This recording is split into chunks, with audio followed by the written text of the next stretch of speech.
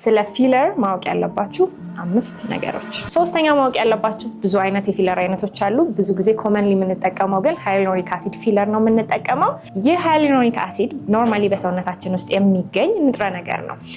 ይህን ሪሙቭ ማድረግ ስንፈልግ ሃይሉሮኒዴዝ የሚባል ኢንዛይም ተጠቅመን ያንን ፊለር ካለበት ቦታ ላይ ሁላ ሪሙቭ ማድረግ እንችላለን ማለት ነው። አራተኛ ልክ ፊለር እንደተሰራ ወዲያውኑ ማበጥ ሊኖር ይችላል፣ ብሩዝ ሊኖር ይችላል፣ ፔን ትንሽ ሊኖር ይችላል። ኢሚዲየትሊ የምንፈልገውን ሪዛልት ልናይ አንችልም።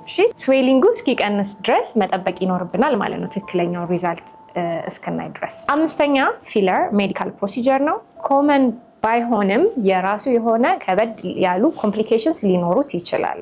ስለዚህ ፊለር ስትሰሩ በየቦታው መሆን የለበትም። የሚሰራችሁን ሐኪም ማወቅ አለባችሁ። ትሬንድ ነው ወይ የሚለውን ማወቅ አለባችሁ። ጥንቃቄ ማድረግ ይኖርብናል ማለት ነው። ታዲያ ይህን ትሪትመንት በትሬንድ በሆኑ የቆዳ ስፔሻሊስት ሐኪሞች ማግኘት ከፈለጋችሁ በግሎ ኢትዮ ተርኪ መታችሁ ትሪትመንቱን ማግኘት ትችላላችሁ ማለት ነው። ዶክተር ጸደኒያ ነኝ፣ የቆዳ ስፔሻሊስት ሐኪም ከግሎ ኢትዮ ተርኪ።